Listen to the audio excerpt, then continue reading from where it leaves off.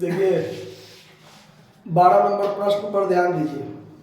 12 number प्रश्न में कहता है कि पटना के messrs Ram Prasad and sons ने गया के मेसर्स श्रीराम एंड ब्रदर्स को 5,000 रुपया मूल्य का माल प्रेषित किया और उसकी कीमत जो है वो प्रोफॉर्मा बीजक पर, यानी जो बीजक मूल्य लागत में लाभ जोड़कर बनाया जाता है वो 20% अधिक पर लगाया है। ठीक है, उन्होंने 140 रुपया लागत भाड़ा और 60 रुपया बीमा पर चुकाया है।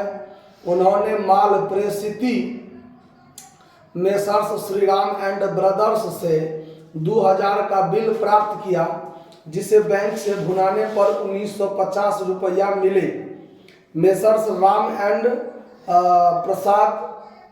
प्रसाद एंड सन्स की माल प्रेषिती के यहाँ से विक्रय विवरण प्राप्त हुआ जिसके अनुसार यह प्राप्त हुआ है कि 3/4 भाग यानी 3/4 माल 5200 में बिक गया। उसके बाद मेसर्स श्रीराम एंड ब्रदर्स ने 175 रुपया खर्च के मद में और 300 रुपया कमीशन के मद में लिए। बचे हुए माल को उनकी लागत कीमत पर कूदा गया नहीं, गलती है, मतलब लगाया गया, ये होगा कैलकुलेशन लगाया गया है कि उसका कीमत जो है वो लागत मूल्य पर ही तय किया गया है। ठीक है, जैसे हम लोग इससे पिछले वाले सवाल सब में जो क्लोजिंग स्टॉक का वैल्यू निकालते थे तो इनवॉइस प्राइस पर निकालते थे ना, और फिर कंसाइनमेंट स्टॉक रिजर्व को डेबिट में समाप्त करते थे ना, तो इसमें शो नहीं कहा गया है, उसका लागत मूल्य पर ही किया जाए। ठीक है, आगे फिर कहता है हाँ, मेसर्स श्रीराम एंड ब्रदर्स के खाते के भुगतान के लिए एक दर्शनी विनिमय पत्र प्राप्त हुआ है। ठीक, प्रेषक और प्रेषणी के बहियों में आवश्यक खाता बनाइए। प्रेषक और प्रेषणी दोनों के पुस्तक में आवश्यक खाता बनाइए। तो चलिए सबसे पहले in the books of consignor. तो कंसाइनर कौन है?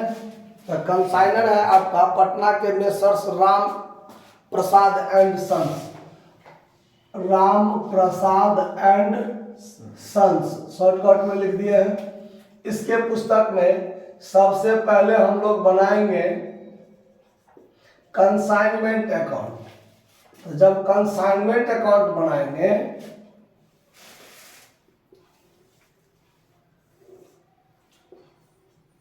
DRCR हो गया। सबसे पहले जो माल भेजा है to goods sent on consignment account, consignment account. ठीक है, कितना, तो उस पर ध्यान दीजिए। 5,000 का तो माल है, लेकिन वो बीजक मूल्य जो बनाया है, परफॉर्मा बीजक पर जो उसका मूल्य लगाया है लागत में 20% जोड़कर, तो 5,000 का 20% जोड़कर भेजेंगे, इसका मतलब 120% पर भेजेंगे, 120% भेजेंगे। तो 5,000 का 20% कितना, 1,000। तो 5,000 में 1,000 जोड़कर भेजा है, तो कितना में भेजा है, 6,000 में। अब माल है 5,000 का, तो 1,000 से goods sent on consignment account 1,000 रुपया ओवरलोडिंग प्रॉफिट, इसको क्या करना पड़ा है, समाप्त करना पड़ा है, जैसे पिछले क्वेश्चन सब में करते थे। ठीक है, चलिए उसके बाद है आपको कि उसने खुद 140 रुपया भाड़ा और 60 रुपया बीमा पर खर्च किया है। तो टू कैश अकाउंट एक्सपेंस 140 रुपया और 60 रुपया मिलाकर कितना खर्च किया, 200 खर्च किया है। आप इस 140 और 60 का अलग अलग नाम क्लियर कर सकते हैं कि कैरिज पर इतना और इंश्योरेंस पर इतना, अलग अलग 200 140 और 60 जोड़ के एक के बाद बाहर अमाउंट कॉलम में 200 रख दीजिए। उसके बाद 2000 का बिल प्राप्त किया है, उसको भुना लिया है, तो इस सब का चर्चा कंसाइनमेंट अकाउंट में नहीं होता है। चलिए आगे, बाद में पता चला कि 3/4 भाग 5200 में बेच दिया, 3/4 भाग 5200 में बेच दिया। कौन बेचा है, तो कंसाइनी बेचा है। कंसाइनी का नाम श्रीराम एंड ब्रदर्स। तो यहाँ पर लिखेंगे Shri Ram and brothers account, जो सेल किया है कितना, तो 3/4 भाग को सेल किया है। कितना में सेल किया है, 5200 में सेल किया है। क्लियर। फिर आगे है कि उसने खर्चा किया है, 175 रुपया खर्च किया है और 300 रुपया कमीशन लिया है। तो खर्चा के लिए भी to Shri Ram and brothers account expense के रूप में 175 और फिर Shri Ram and brothers account commission के लिए 300 रुपया काट लिया है। तो खर्चा किया है तो लेगा ना। ठीक, बचे हुए माल की कीमत लागत पर लगाया जाए। तो अब यहां पर कैलकुलेशन करते हैं, कैलकुलेशन ऑफ कंसाइनमेंट स्टॉक 1/4 भाग, यही ना। तो उसका कॉस्ट कितना, कॉस्ट, तो कॉस्ट वैल्यू क्या है, देखिए 5000 का पूरा माल था, 1/4 बच गया था, 1250 रुपया हुआ। अगर हम 6000 मूल्य पर निकालते तब इनवॉइस प्राइस पर निकलता, लेकिन कहता है क्या लागत मूल्य पर निकालना है। तो लागत मूल्य कितना का, 5000 का है ना। तो 5000 का 1/4 भाग 1250 and expense paid by consignor. तो देखिए कंसाइनर कितना खर्च किया है, 200। तो 200 का 1/4 भाग कितना, 50। तो मिलाकर कितना, 1300। यही टोटल हो जाएगा। एक्सपेंस पेड बाय कंसाइनी जो है उसके बारे में क्या कहा गया है, स्पष्ट कहा गया है कि कैसा खर्च है, नहीं है। तो हम अगर स्पष्ट नहीं कहा गया है तो बिक्री व्यय मानकर चलेंगे। स्पष्ट नहीं कहा गया है तो बिक्री व्यय, और अगर स्पष्ट कहा रहता तो देखते कि कैसा व्यय है। अगर मान लीजिए गोडाउन का किराया रहता, बिक्री व्यय रहता, अगर इस सब टाइप से कुछ रहता, समझे, तो उस सब को इसमें शामिल नहीं किया जाता है। अगर नॉर्मल रहता कि अनलोडिंग चार्ज रहता मान लीजिए है, या वस्तु पर भाड़ा उसको देना पड़ा है, तो वो सब उसमें जुटा जाता, जोड़ा जाता। लेकिन ऐसा नहीं है, सीधे 1300। तो यहां पर सीधे बाय कंसाइनमेंट स्टॉक अकाउंट, यानी यहां पर लिख देते हैं कॉस्ट प्राइस पर। ठीक है, कितना रुपया हो गया, 1300 रुपया हो गया। समझ में आया बात, कहीं कोई दिक्कत है बात समझने में। तो अब क्या है, बात हो गया कंसाइनमेंट अकाउंट में, इससे ज्यादा बात का कोई चर्चा नहीं होगा। अगर आप इसको जोड़ेंगे तो देखिए ये हो गया 5000, 6000, 7000, 7500, यानी 7500। इसमें से घटाना है आपको 6000, 6500, 675, 6675। तो 6675, 825 रुपया इधर निकल गया। देखिए तो प्रॉफिट है 825 रुपया, ये 7500, और ये हो गया आपको टू पीएल अकाउंट प्रॉफिट। समझ में आ गया बात कि कोई दिक्कत है बात को समझने में। तो चलिए यहां पर हम थोड़ा यहां पर कर लेते हैं काम, इतना ही दूर में थोड़ा जगह बचा लेते हैं, काम आ जाएगा। 7500। तो यहां पर हम का Shri Ram and brothers account खोल सकते हैं इतना दूर में।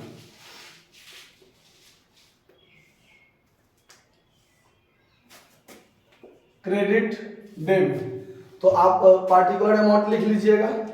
अब इसमें क्या सब होगा देखिए, तो श्री राम एंड ब्रदर्स माल बेचा है 5200 का, तो इधर लिखा जाएगा 5200, यहां लिखाएगा टू कंसाइनमेंट अकाउंट सेल 5200 का। ये दोनों खर्चा काटेगा ये, तो यहां पर लिख देते हैं बाय कंसाइनमेंट अकाउंट एक्सपेंस के रूप में 175 है, और कमीशन के रूप में 300, तो 475 हो गया बात। समझ में आ रहा है ना। उसके बाद 2000 का बिल्स रिसीवेबल पहले भेजा था, 2000 का बिल्स रिसीवेबल पहले भेजा था, तो 2000 ही हो गया। अब फिर बाद में विनिमय विपत्र के माध्यम से ही वो पेमेंट किया है। देख लीजिए दिया हुआ है कि Shriram messrs Shriram and brothers से खाते के भुगतान के लिए एक दर्शनी विनिमय विपत्र प्राप्त हुआ, तो वो भी बिल्स रिसीवेबल ही मिला है। तो ये 5200 में से 2475 खर्चा हो गया, 5200 में से 2475 रुपया दे चुका है, तो 2725 रुपया का फिर क्या देगा, बिल्स रिसीवेबल देगा, बिल्स रिसीवेबल जो कि बैलेंसिंग फिगर बचेगा, जो लास्ट में उसको पेमेंट करना है। समझ में आ गया बात। अब इसके खाता में, कंसाइनर के खाता में और एक खाता बनता है। कौन सा खाता बनता है?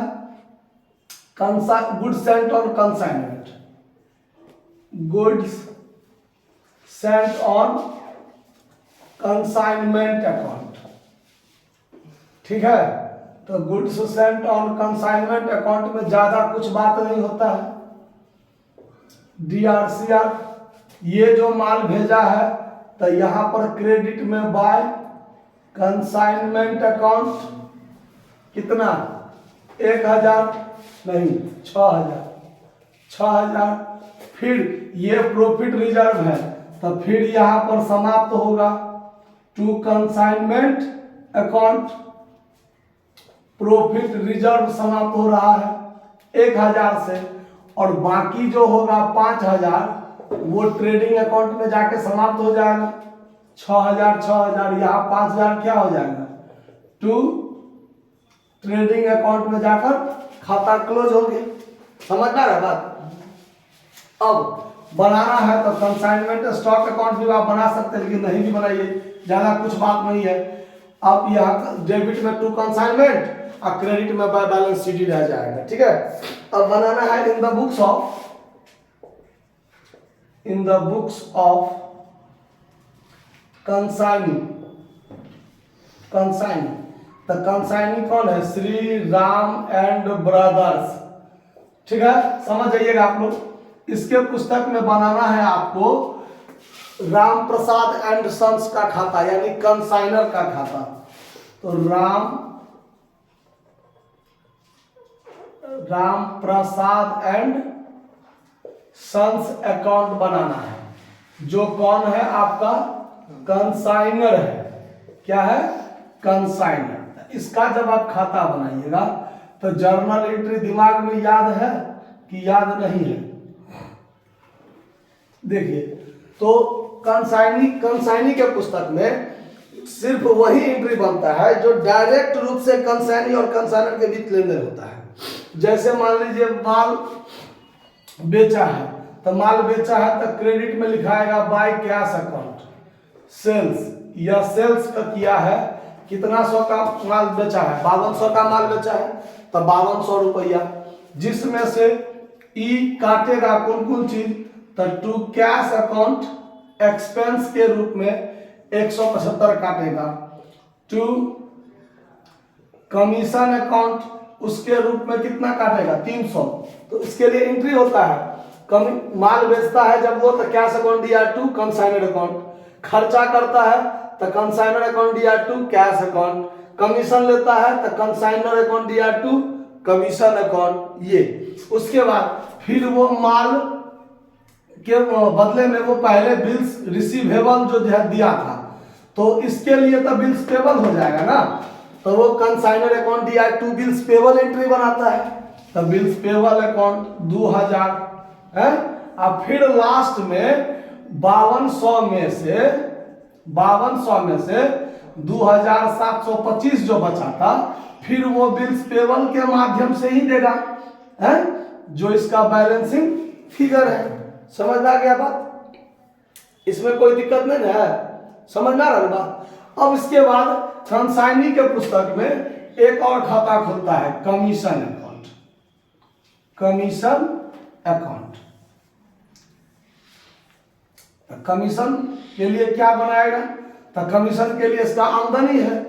राम प्रसाद के डेबिट में कमीशन था, कमीशन के क्रेडिट में क्या होगा, by Ram Prasad and sons account कितना रुपया 300, हो गया बात खत्म। ये 300 और यहाँ पर टू बैलेंस सीडी कर दीजिए, कितना 300, बात खत्म है। इससे ज्यादा कोई बात का चर्चा नहीं है, नोट कर लीजिए। धन्यवाद।